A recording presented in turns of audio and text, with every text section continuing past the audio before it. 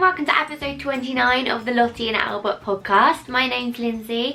I am Lottie and Albert everywhere on the internet, and this is my podcast all about crochet. Very warm welcome if it is your first time to my channel, and a very warm welcome back if you are a returning viewer. I am going to be chatting all about finished objects, works in progress and new things, and generally catching you up on what I've been up to. So thank you so much for tuning in. As I said, I'm Lottie and Albert pretty much everywhere online. I'm most active on Instagram. You can also find my patterns on Etsy and Ravelry, and I have a blog, Lottie and Albert, where I post lots of free patterns as well. So please do come and check me out in those places if you enjoyed the podcast today. And equally feel free to give me a like or a thumbs up if you enjoy watching today, because it really helps spread the podcast love out there. So I have been away for a few weeks, mainly just doing life stuff and not having much free time to record. So apologies for the delayed absence. Delayed absence? Not gonna make sense, but we're all here now. That's all that matters. I have, as a result, quite a lot of finished objects to show you, which is a rarity. If you're a regular viewer, you will know. Yeah, pretty much just because of the time that has elapsed has allowed me to finish some things. So I will crack on with finished objects, but I just wanted to let you know that I will also be doing a book review this week of this awesome book, Crochet ABC by Pony McTate. And I have a giveaway that I'm going to be running with a copy of this book, which will likely be on my Instagram. I just want to show you a sneak peek. The book is basically one long pattern to make this blanket, and it's sea themed, but it's not your traditional sea theme. So I'm going to be talking more about that later, but let's just say blobfish. I love it so much. So that's my book review for this week. The first finished object that I'm going to show you is a shawl, which I'll pop on. I say finished. If you see any stray ends, don't be too alarmed. It's 99% finished. If you watched last time, look at the fridge, you may remember that I had been sent, got a handy side table. Oh no, that's not even the right bit. I had been sent, where did it come? Oh, it's over there.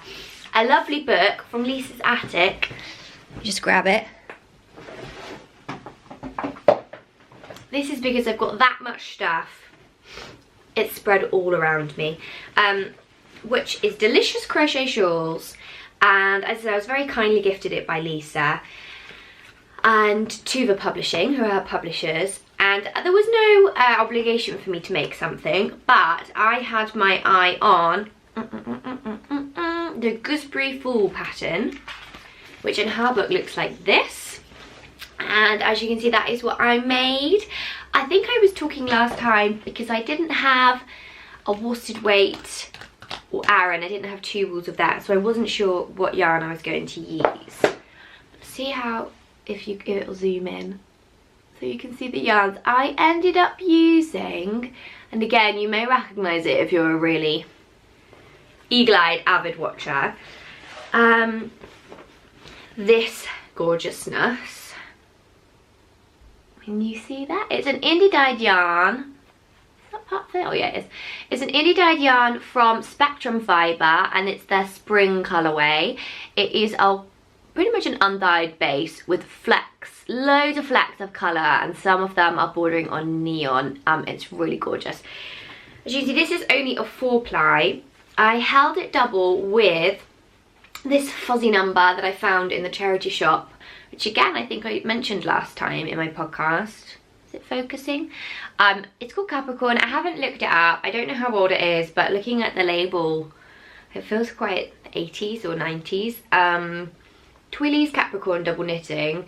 It looks like a merino, but I'm pretty sure it's all acrylic fibres, but it's very fuzzy. And I think this is a DK. So the DK and the 4-ply held together have given me this gorgeous fuzziness with flecks of neon, and are pretty much, I mean, I just guesstimated. There's no hard and fast rule, or you might find a website with a hard and fast rule, but I didn't follow that. I just felt that that was about a worsted weight held together, and I think it's worked up ever so slightly bigger than gauge. I did do a gauge swatch and it was pretty much there. So yeah, I'm really happy with it. I could have made this probably in 2 evenings because it's worsted weight, and because although it looks like, well, you can see, it looks like a shawl, but it's actually a cowl. So it's worked flat in one piece. And as you can see, this is the section around the back. So it just slips over. And as a result, it's much quicker than making a whole triangle shawl and wrapping it round. So that's the only pattern in the book I have made, but I really enjoyed this one. These tassels are just attached. So the Macrame term is a luxe head knot, but where you make a loop and you push it through and then you pull it. So they're super easy. They actually, I thought that might take me some time, but they went on really quickly. I haven't trimmed them or anything. Maybe they need a bit of evening up, but yeah, this is my finished gooseberry fall shawl from Lisa Cook's book, Delicious Crochet Shawls. So I'm really pleased that I used this yarn. I bought 2 balls of this Spectrum fibre yarn when I went to, I think it was the Bowood House Handmade Fair, Kirsty Allsop's Handmade Fair. And I loved it so much, and I bought 2 balls because apparently I was splashing out, because I always buy single skeins and then never have enough to do anything with them. So I thought if I buy 2, maybe I can do a longer project with it. But then I was almost being too precious about the yarn and I couldn't decide what to make, and I thought if I make something that I'm going to wear every day, then I can enjoy it rather than it just sitting in my stash. But what's kind of happened is I've used 1 ball in here. I think I used 1 ball of this and 1 or 2. Not very helpful, is it? I think I just used 1 ball of this and 1 ball of this.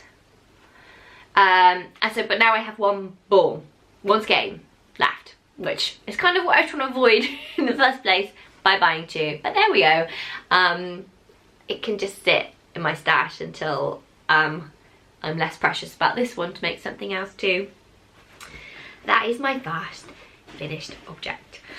My other finished objects are gonna go up in size order because I actually have 2 pieces of furniture to somehow show you. I'm not really sure how that's gonna work. The next one I will show you is this little guy. I can't remember. Oh look, his pom-pom's falling off already. Sad times. Need to do something about that. I can't remember if I had showed you that I was making this last time or the time before, but I was sent some of the new, I was talking about Rumi. I do remember talking about Rumi. I've been sent some Rumi by Knitcraft to try out, which is the new mini 25-gram balls of cotton from Rico Design, and the idea behind them is they're perfect for Amigurumi projects because you get dinky little balls, and they're good for patterns like Amigurumi where you often need lots of different colours. See if it focus on him, like his little bow tie and his little hat and his top, but you don't necessarily need 100 grams. Oh, he's got little pink cheeks as well. Focus, stop looking at my head. Oh, he's got little pink cheeks, can you see them? Yeah, you don't need 100-gram balls to make just 2 little cheeks like that. So I've been sent some to try, and I really enjoyed using them. I wanted to make another animal from Animal Friends of Peek-a-Pow because I really love this book. This is the book. I do think I showed this last time. Animal Friends of Peek-a-Pow by Jan Schenkel. And I finished him when, I think it was the weekend after my last project, when I was on my yarn retreat weekend with Woolly Mahusive and a gang of crocheters. So yeah, here he is. I modified the pattern slightly to give him some chinos. He's supposed to have a jumper and a bow tie and a hat. But when I was making it, his head used up pretty much a whole ball. And then I was worried that I wasn't going to have enough to do all of his legs. What actually ended up happening was that I bought another ball anyway. But yeah, I just thought it'd be fun to try and give him some chinos. So I gave him some chinos, and I also gave him some little, there we go, I gave him some little turn-ups on his chinos. Because he's a hipster caiman, clearly. And I tried to kind of make this work here. That's been less successful. I wanted it to look like he had a turn-up on his, I thought, well, his tail can't just come out of his chinos, but, well, there we are. Maybe I should just sew it flat so there's not a turn-up at all. This is where you should meddle with patterns, people, but I'm really happy with him. I think his name is, or her name is, it's something the caiman. Renee the caiman. Renee. Somebody actually left a message and not complained, but said, why is it that amigurumis are always he's?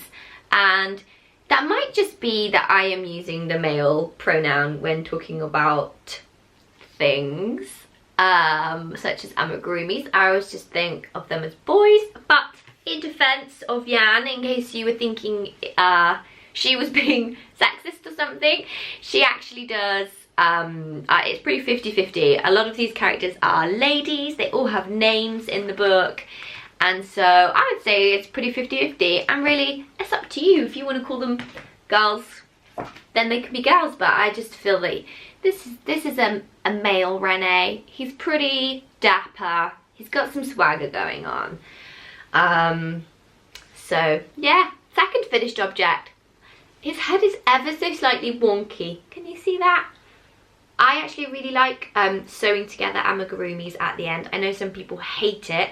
I feel like that's when their character comes to life, and it always, I mean, blows my mind. It's a bit strong, but I always really enjoy how those kind of 2D flat pieces, you stuff them and then sew them, and then you've got a little character. Hi.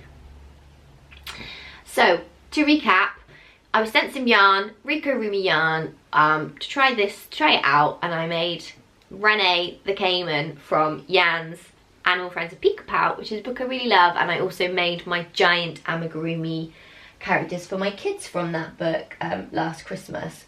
So probably, as craft books go, it's probably the book that I've made the most different patterns from, and lots of people messaged me on my last podcast to say that they'd made loads from that book too, so I think that is a popular one. The next finished object I have to show you is, I'll show you this one. Like I said, they're getting slightly bigger and bigger. I made, and this is just a bit of fun really, a super size scarf for myself when I was, oh sorry guys, when I was, I'm trying to show you sitting up in my chair, away a couple of weekends ago with the awesome company that is Woolly Mahusive. I say company, it's pretty much a one-woman show. Andrea, she invited me, myself and a couple of other crocheters away for the weekend to an amazing gothic, I've just seen the scariest giant crow just sitting in a tree opposite on a branch staring at me. It's gonna freak me out. We were talking about gothic mansions. We stayed in a gothic mansion, ate amazing food, drank some wine and crocheted, and it was pretty dreamy. It was one of those moments where you're like, how is this my life? I've been invited.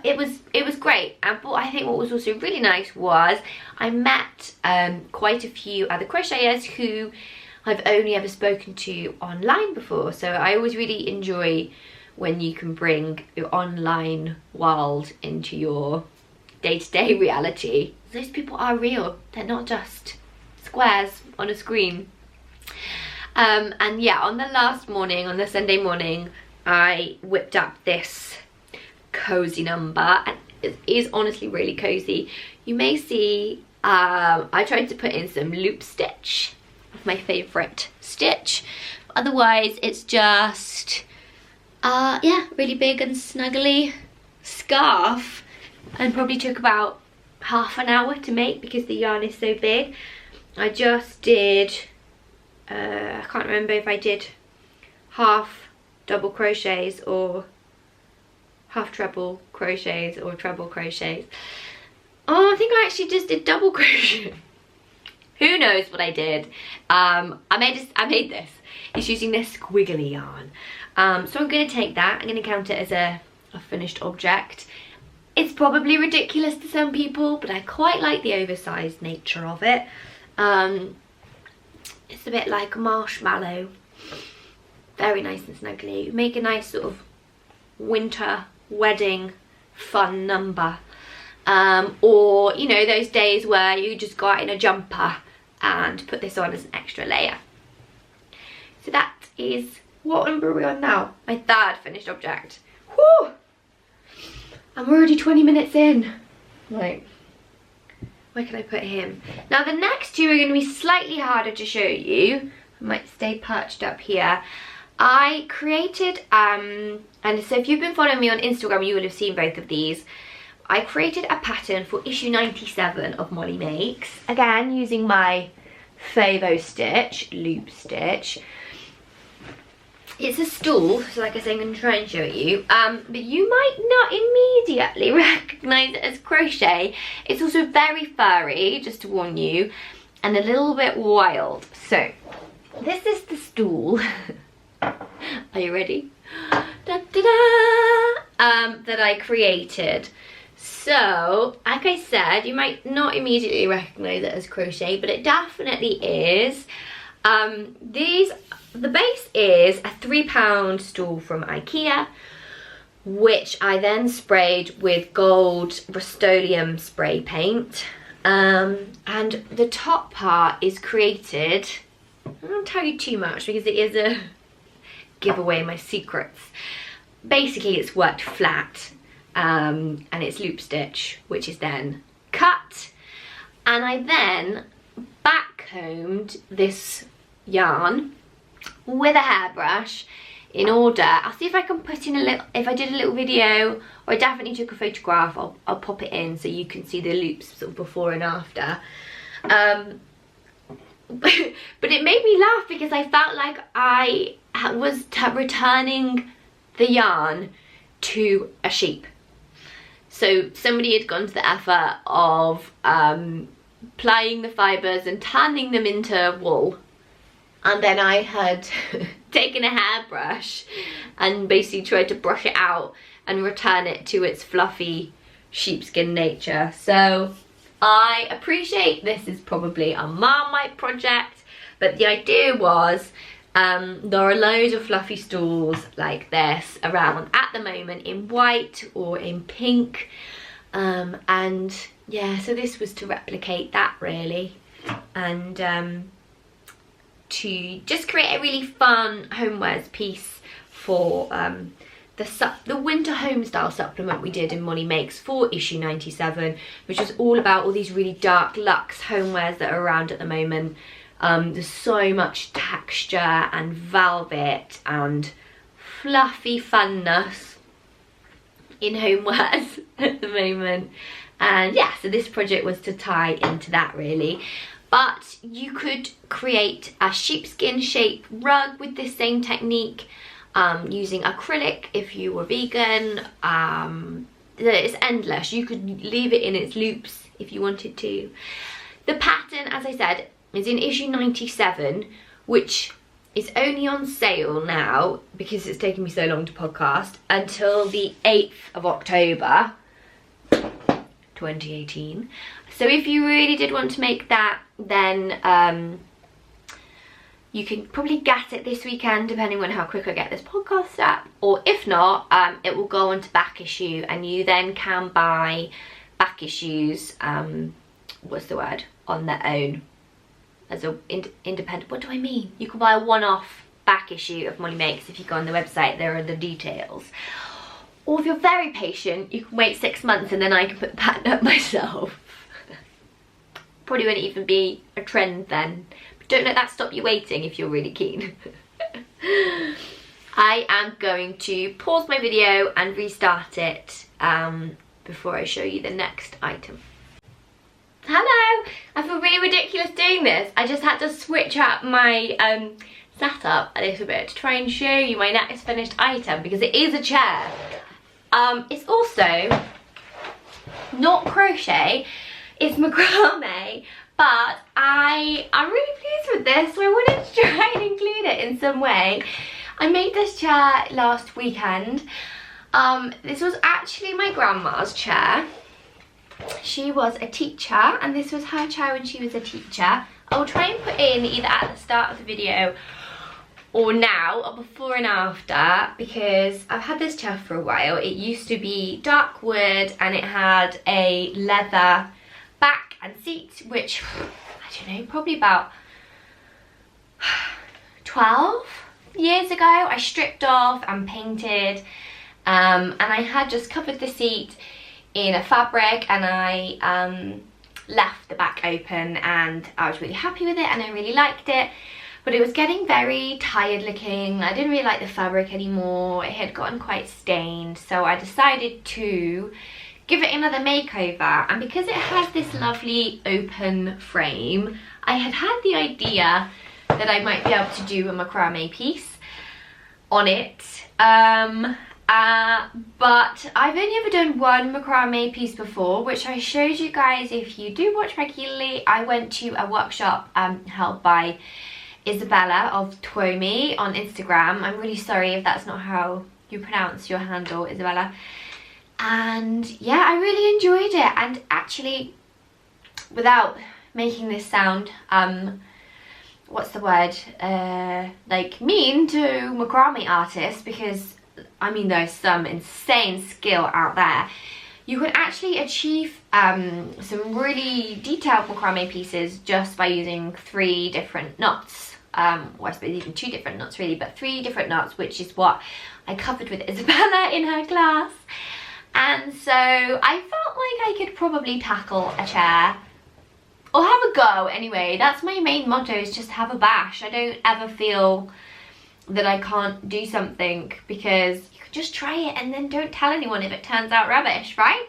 So I had a go at this chair, and I did this back section, this bit here.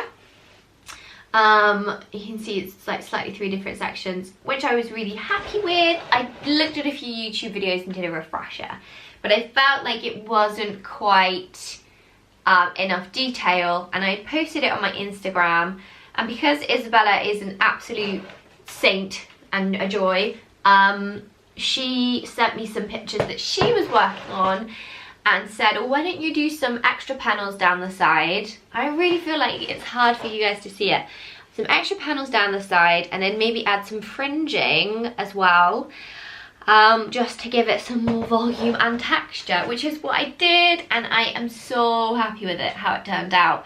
I love that it used to be my grandma's chair when she was a teacher, and she used to sit on it in her classroom, and that I still get to use it, and that now it's also allowed me to experiment with some macrame more.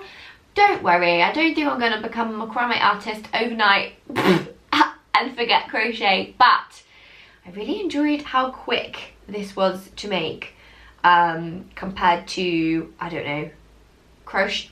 You wouldn't crochet a chair, I guess, but it was a really nice weekend project last weekend. I spray painted the chair, again using a Rust-Oleum paint. It was actually a spray chalk paint, which was really nice, but I'm not sure if I didn't finish it properly, because it is quite chalky to the touch still, but I think that will calm down. It's probably my error in application. The idea is, like a chalk paint, you can just spray it on and you don't need to do much prep beforehand. And then the cord I used is actually a cord I bought from Bobbiny that I was intending on crocheting some pots with. And it is the 3mm cord, and it is in rainbow sprinkle colourway. I've no idea if you will be able to see the cord and the colour flecks, or if it just looks white on camera, but that was the cord I used. The only slight hiccup I encountered in using this cord rather than a macrame cord, can you see my face, was because this cord is a chainette construction. When it came to creating these tassels, if you're using a plied macrame cord, you can just almost unravel it, just unspin it, and then all the fibres are then loose and you get that nice tassel-y look. But because this was a chainette construction, it was a nightmare. It's basically, it's knitted, I don't know, around, so you couldn't unravel it. But what I realised I was able to do was the knitted, or the sort of chainette section, is around the edge, and actually inside there were loose fibres. So I cut the cord to lengths that I wanted, and then I was able to just pull out the loose fibres inside. And because it's me, I have kept the outer section. I threw some bits away in case I can do something with them, but I feel like I probably do just need to throw them away, or try and recycle them somewhere. Maybe because it's cotton, I could put it in a clothes recycling and they can do something with it. I don't know. Does anybody know how you recycle fibres like that? Let me know. That'd be really good to know, and then to share with other people. But yeah, I did work around it, and so I did manage to get my tassel-y sections. So I'm really pleased with this chair, and the fabric that I used was just a sort of woven blue fabric that I had in my stash. So I'm going to put the chair away and sit normally and talk to you normally rather than crouching on the floor, because this does feel a bit weird, but I honestly can't think of any way to show you this chair other than doing it this way. So I do have one more finished object that I want to show you, and I wasn't really going to show this because it's pretty much just a basic hat for my little boy that I made. He loves green, so I held green double with just a cheap and cheerful variegated yarn I have, and I pretty much did front post trebles in the round with some decreases to create this little textured number for him. He's such a sweetheart when it comes to handmade things. He's a true lover of anything I make, and he's so smitten with this hat. He wears it all the time, and the only reason I'm showing it you is because there's a funny story attached. I find it funny, I hope you find it funny, that I also want to share. So my father-in-law came to look after my children, and one day when I went to work last week, and if you follow me on Instagram, I did share this on my stories because it amused me so much, so sorry if you're hearing it twice, but my father-in-law came to look after the children, and he then took them to his house when I'd gone to work. And when I went to pick them up that evening, he said to me, "Oh, Charlie brought his hat, but he didn't seem to have a scarf." And I sort of said, "Oh, well, no, he doesn't really have a scarf. It's not that cold here yet." And I hadn't got around to either making or buying him one. So I said, "No, he doesn't have a scarf." My father-in-law said, "Well, I thought that was probably the case." He said, "I did try and tell Charlie that he doesn't have a scarf." He said, "But for some reason, he went and got this and insisted on bringing this with us instead." So my 2-year-old went up to my my sort of spare craft room and picked out a green hook and green yarn. I really don't know what he thought was going to happen. I don't know if he thought my father-in-law was going to make him the scarf, or if he was going to make the scarf himself, but he took his hat with him, and he also took a hook and some yarn because he didn't have a scarf. It melted my heart so much. I thought it was like equally hilarious and cute in equal measure. So So yeah, that's a little story. I mean, to take the slight mick, he does insist on calling it knitting. He knows it's not knitting. He does know. His vocabulary is quite good.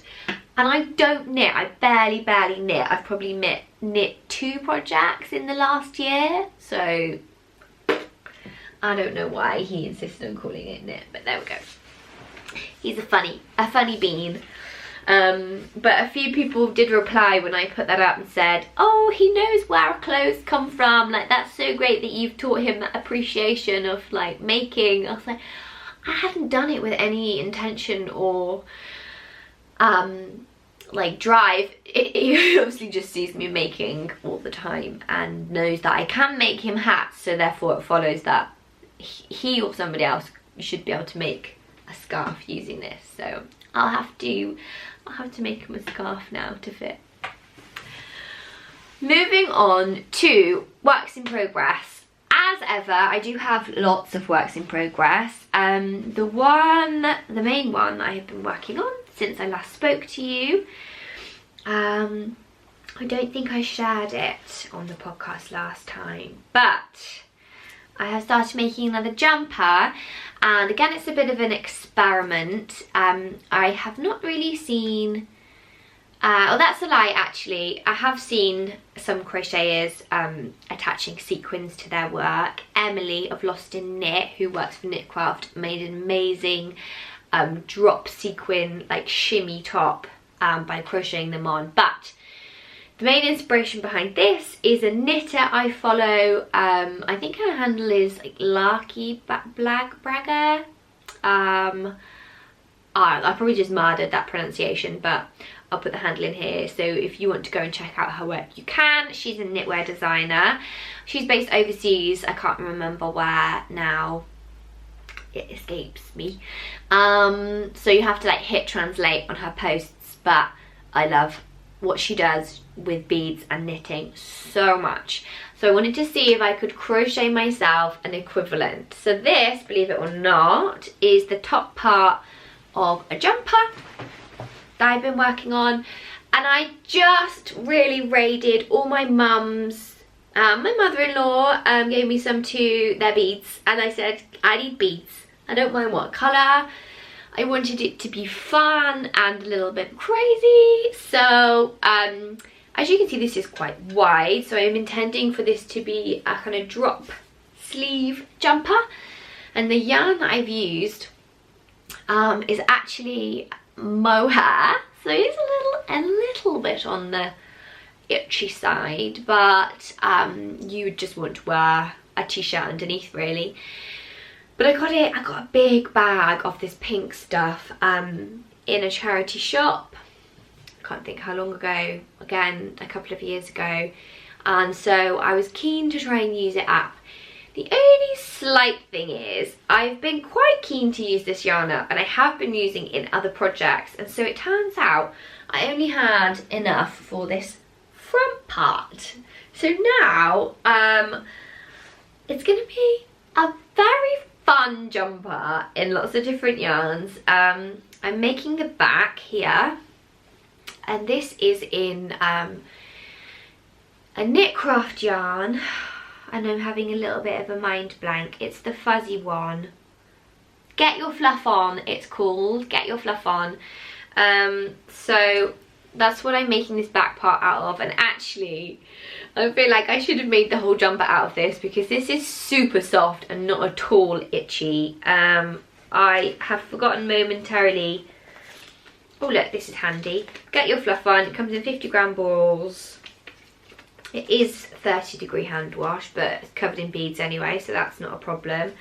And it's 44% acrylic, 15% merino, 26% polyamide, and 15% alpaca. So it does still have some natural fibres in it, but it's super soft and not at all itchy, whereas this mohair has definitely got that woolly fuzz going on. I'm so happy with it. So this is going to be the front. This, which is straight rows back and forth, is the back. But look, I'm not doing too badly. Maybe halfway, a little bit over. And then I'm gonna do the sleeves in lilac, which is just gonna make all my dreams come true, really. All my beaded lilac pink dreams come true. So again, I appreciate this is probably going to be a bit of an experimental Marmite project, but that is what I'm here for, folks. These are the projects that make my heart so happy. And look at this colour. Ah, I'm having a real lilac moment. I think I mentioned it last time because I'd bought some lilac yarn. Just feel I need more of it in my life. And this is also a really soft yarn. This is a Debbie Bliss yarn. Oh, I can't remember what this one's called now either. It's called... Oh look, I'm just like surprising myself. You can see how much I carry yarns around by like how creased and gross this label is. Is it focusing? Gigi by Debbie Bliss, this yarn is. It's 57% mohair, 28% wool and 15% polyamide.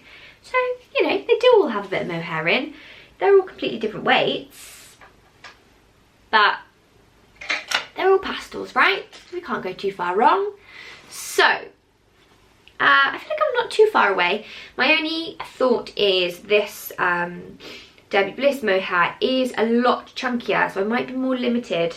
I'm planning on leaving the back bare of beads, but I was going to put beads on the sleeves, so I might just have to work out how many. I'd really like to use the same kind of combination of beads on the sleeves as I have on here, but if this is thicker I might struggle.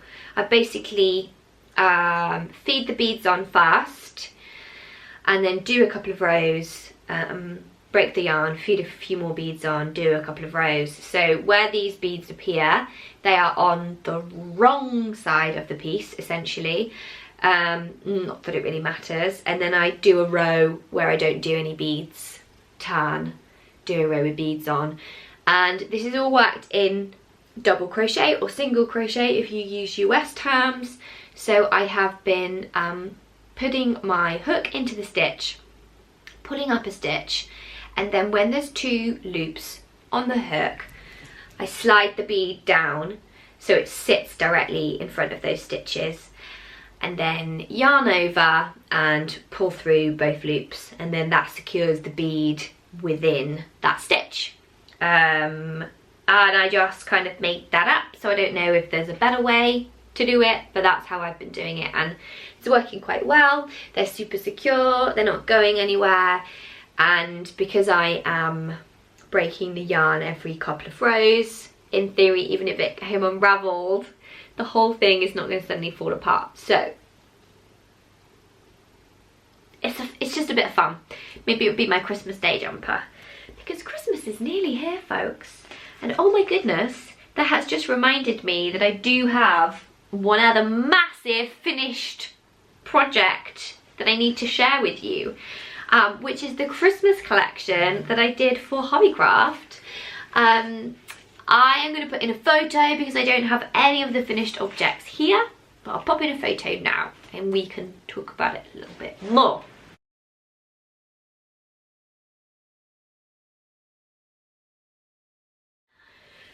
So as you can see, I mentioned this last time, I've mentioned it a few times because it's been on the horizon. So if you have been following me in the podcast, you will have heard me allude to it.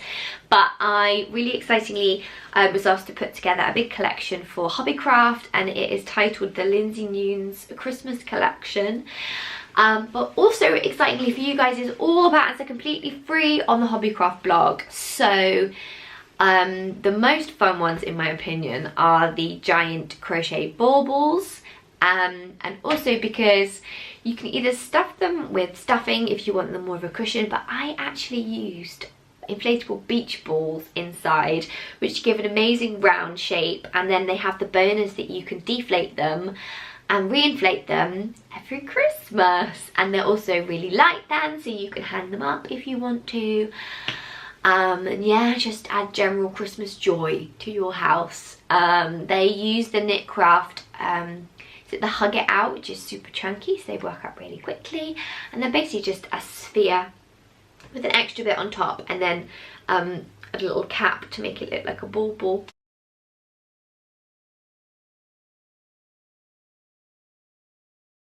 So I'm going to try and get some back so that I can show you on the podcast, or maybe I'll just have to make some more so that I can show you and have some this Christmas, because they're the ones out of the whole collection that have gotten the best reaction, and people have responded really warmly to those. I also did a crochet stocking.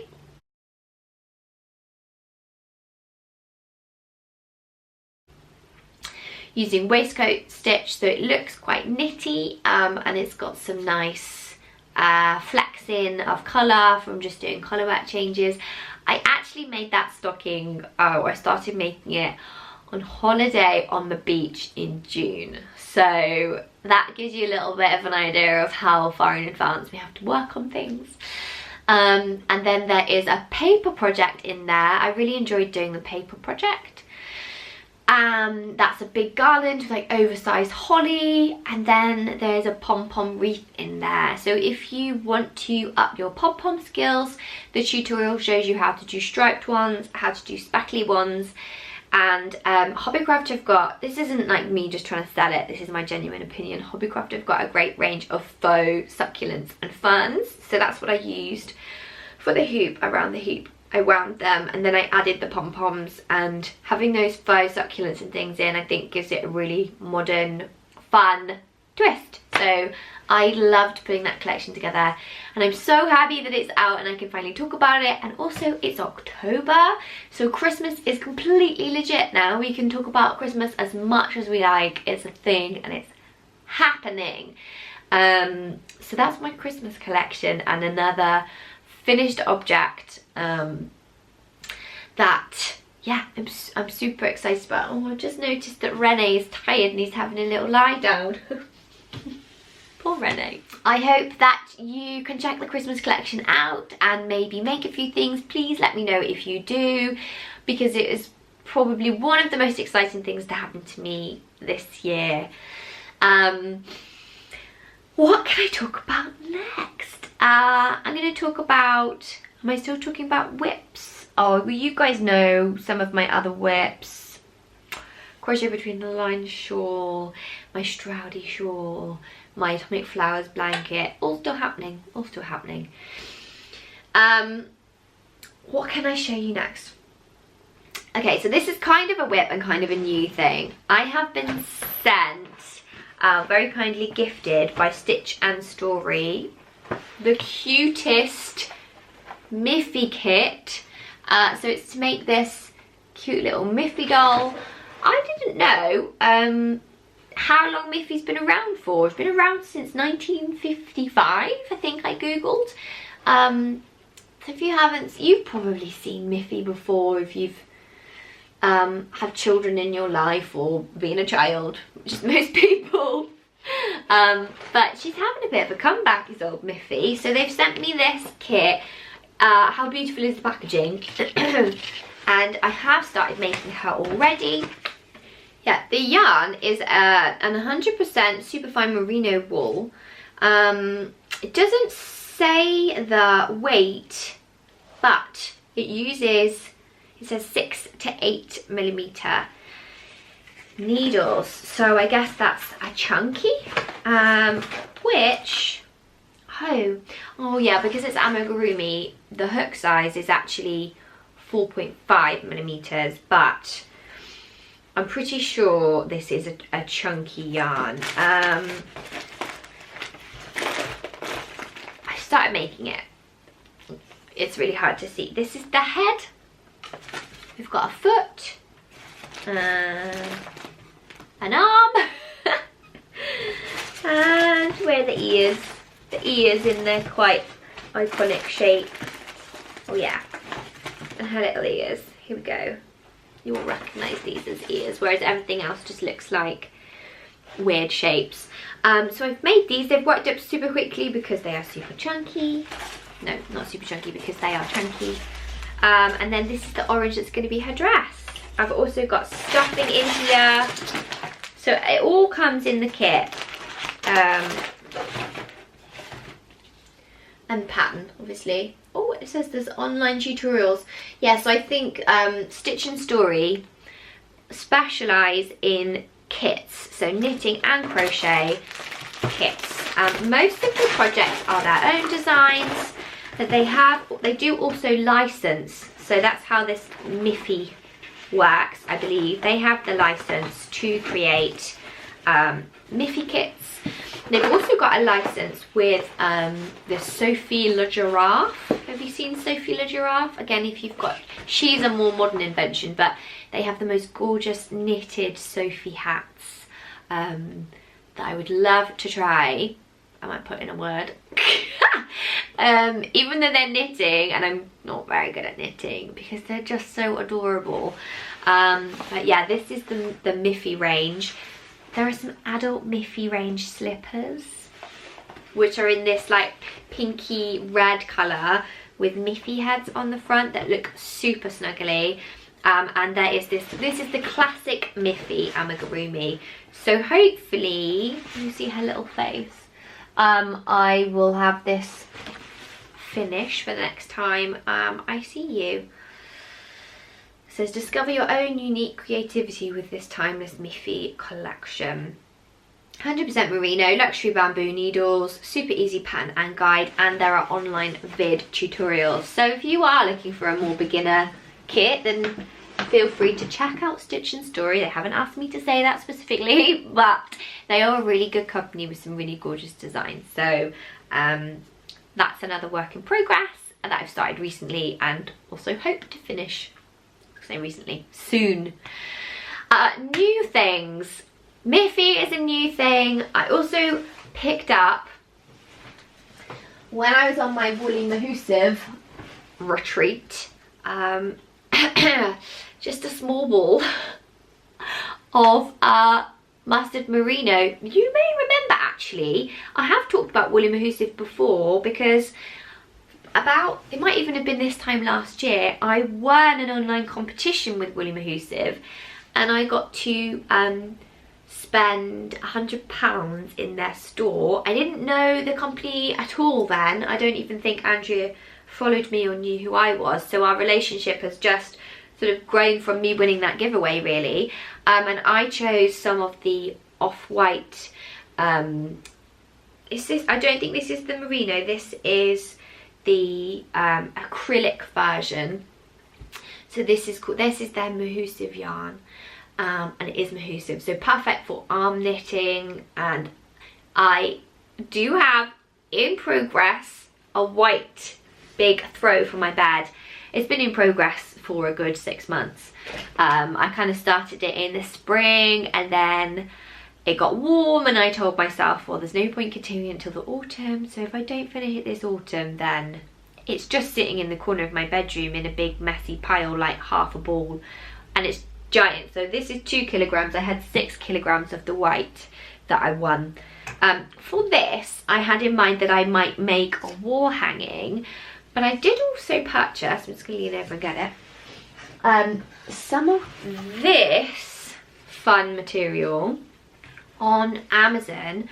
I don't know what its official name is. I just googled latch hook material. That's really not helpful, is it? I'll put in below what I searched for, but it's very stiff and it's like giant Ada or giant Hessian with these helpful blue lines on. You can see how stiff it is. And I've just did a really quick experiment. This is some of the mustard.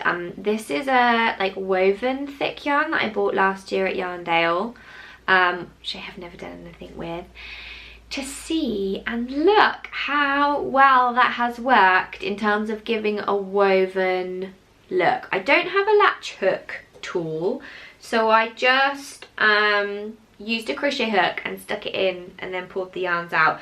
I've got quite a few bigger yarns like this, which should be great for weaving, but this is a bit of a cheat because you don't have to weave your own base first, you can just use this.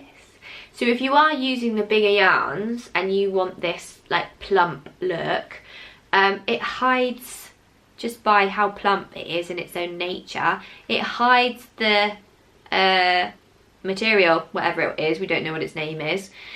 If you were going to try and weave through finer yarns, you probably are going to see it, but I'm tempted to make, I'm thinking maybe doing a cloud shape or a moon shape, or just a big square, and using some of my chunky yarns and just building them up. I thought that some of them could maybe come down almost like a tassel for just a huge textured wall piece. You might then have to like back it with a thick card or board or something, but I think that's totally doable. And then maybe put some tassels down underneath. I feel another fun, quick weekend project coming up. I am 99% crochet if you're watching for the first time, but I do not discriminate. In my job, so I work for Molly Makes, which is a multi-craft magazine. I commission loads of different crafts, and so I do enjoy every now and again doing different crafts, like the paper craft that I did for my Christmas collection, and like the macrame chair, and just anything with yarn really. I've done a little bit of weaving before. Nothing quite sticks like crochet for me, and this might sound bizarre, but when I think in crochet, I imagine it's a little bit like when you become really proficient in a language and you start to think in French or dream in French if you are also a French speaker. I mean, like, crochet is almost a second language to me, if that doesn't sound really well. And so when I think, oh, I want to make that, how can I make it? My brain immediately thinks, well, in crochet, you do it like this, or you construct it like this, or you could use this yarn, or like that stool that I made. You could have done that in knitting, or I could have done that in latch hooking, but yeah, I wanted to try it in crochet. So that's how my brain does predominantly go to crochet, but I also really enjoy experimenting and doing other projects like that. So that's another new thing that I've treated myself to, and some of the gorgeous woolly Mahusive yarns that Andrea very kindly gifted me when I went on her retreat weekend, which, like I said, was completely dreamy and such a nice thing to do. So winding up, one of the last things I want to show you is the book review, but I do also have some big news that I can't strictly tell you about, but I'm going to hint about, and you can guess and work out what that means. So first up, I mentioned at the start that I have been reviewing the Crochet ABC by Pony McTate, which is just such a fun book. Here's some pictures on the back, so you can see the blanket that she's made using all the different sea creatures, but also she's shown some other ways that you can use the motifs that are in the book. So here we've got like clownfish on a backpack. She's got is that the octopus on her shirt? What's this one? Oh yeah, can you see here? This is the Hajin back pocket, and she's got the little shark. Or here she's done some pretty gorgeous styling using some of the motifs from the book. Is it focusing? I love the way I'm asking you that, like you can answer. Is it focusing, guys? I have followed Pony on Instagram for quite a while now, and if you want something super fun and light-hearted and refreshing in your feed, then just go and follow her too. This Crochet ABC, I feel, is such a good example of just how fun she is as a designer. Again, I always try and show books without showing the pattern. Look, it's a deep sea angler.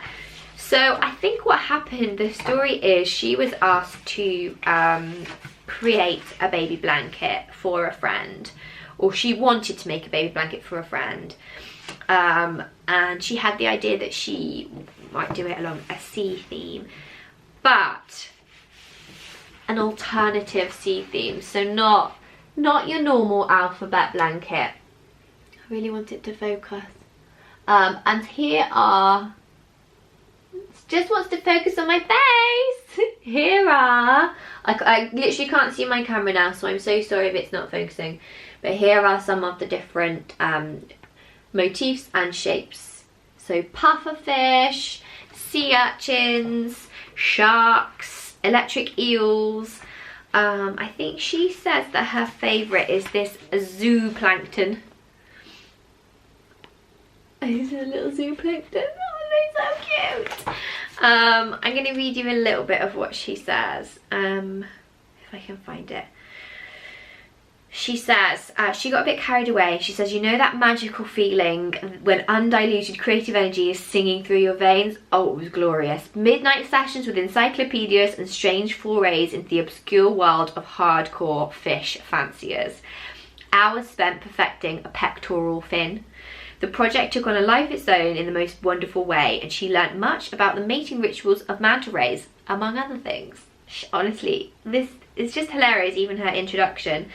And she talks about how hard it is to find certain animals for certain letters. So she said the idea percolated away until ping, she sat bolt upright in bed with the plan for an alphabetical sea creature blanket. I was so excited. It would be accurate, educational, awesome, with wiggly bits to fiddle with.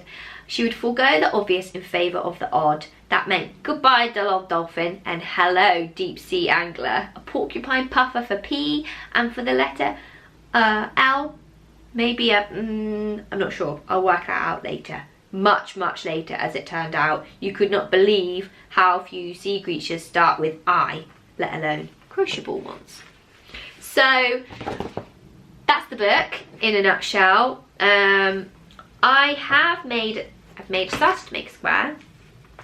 I used DK, so I think my square has come out slightly bigger than intended. I think in the book she uses sport weight cotton, and I am making the octopus. I was gonna make my children's names, and then I thought maybe I should just do initials, like choose the letters that are their initials and make them. And then I thought, you know what, I'm just gonna make the octopus because he's really fun and I really like him. So this is him like 90% done. I've done his legs, but let me find the right page that I was on. I have to just sew, can't find it now.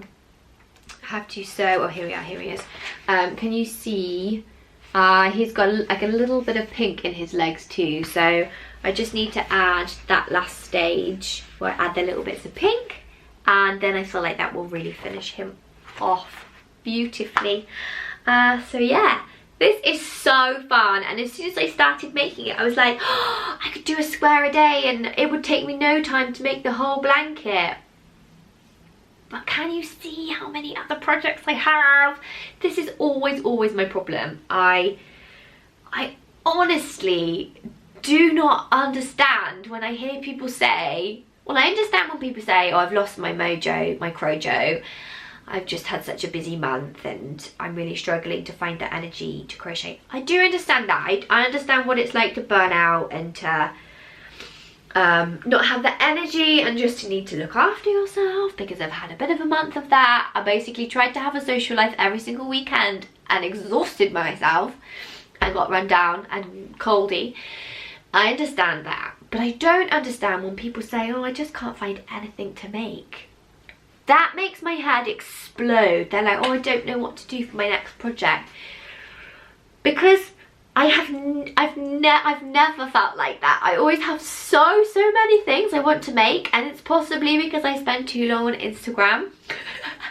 Possibly because it's my job too, so I'm constantly seeing the most inspiring, like I get excited talking about it because I feel genuinely excited when I think about making. I always have so much I want to make. In fact, I spend most of my time seeing things and go, oh, I could make that, or oh, that's given me such a good idea, or like looking through clothes catalogues, or seeing people in the street, or things on TV, or hearing people talk about things, seeing things in magazines. Constantly get ideas. and I just don't have any time to make. So I don't understand when people say they don't know what their next project is, or they don't fancy making anything, they can't find anything they like, because there's just so much out there. Not least ABC crochet creature blankets with blobfish. Who doesn't want to make a blobfish? Well, I do anyway. So here's one square. It would be really nice, wouldn't it, if I could finish for Christmas for my daughter her Atomic Flowers blanket, forgot the name of my own pattern, and for my son make the ABC blanket, or a blanket of comparable size. I mean, I don't think they would appreciate them as much as they did their giant crochet animals last Christmas, but I would enjoy making them. So there we go. I do genuinely really recommend Pony's book for its novelty factor. It's got great instructions. I didn't really show you, but there's step-by-step instructions for every square, as well as detailed instructions on how to make the base square. Loads of information about yarn, hooks, measurements, difficulty. She's just thought of everything, really. She's shown you if you want to make it as a big blanket. She's shown you how to construct it if you want to do it as a runner for your bed. She's talked about using bigger yarns if you want to make it bigger. And as I said, on the back and inside, she's also given the examples of how you can just create 1 or 2 squares and how you might want to use them rather than making the whole blanket, which I think is a really nice bonus idea. And I did think maybe if I don't get around to making the whole blanket, I could make Charlie a scarf and attach all the motifs to the scarf, or I could make a load of the motifs. If you don't feel that you have the energy to make all the base squares to attach them to, just make a load of the motifs, and then you can attach them to clothing or an existing scarf or a cushion, whatever you fancy. So yeah, I do get sent lots of books to review and I do enjoy them, but I was so thrilled to be asked to enjoy this one, asked to enjoy it, asked to look at it. I feel like this is a long podcast today. I'm going to finish, and there's more stuff I could talk about, but I'm going to finish on a note to say that next week something super exciting is happening, which I'm not allowed to tell you any details of, other than I'm going to tell you that I'm going to be on TV.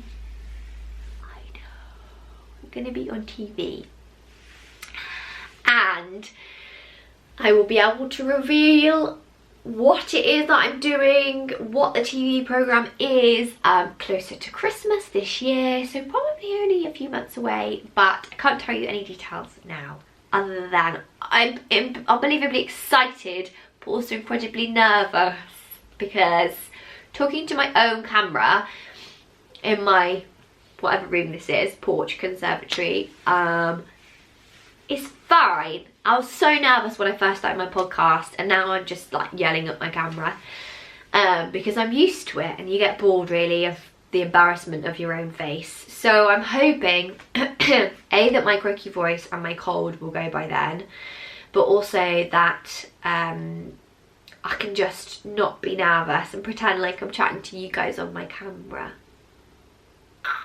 Ignore the fact there's a big TV camera in my face. Oh my god, I feel panicked. But there we go. I'm going to reveal more details with you as soon as I can. Please just wish me luck. Yeah. Wish me luck. I really hope you've enjoyed watching today and hearing me ramble about more of my stuff and how much stuff there is, and try and show you a chair by sitting on the floor. Please do feel free to leave me a comment or to hit like or even to subscribe, and then you will get notified of when new videos come up, and then you can see what Miffy looks like, and if I do the cloud thing, and if I ever make a blanket, and what I'm doing on TV. So I will see you all soon, hopefully in 2 weeks time, but as we know, I'm promising that every time at the moment, and it's not happening because life. So yeah, thank you so much for spending some time with me today, and I will speak to you all soon. Bye bye.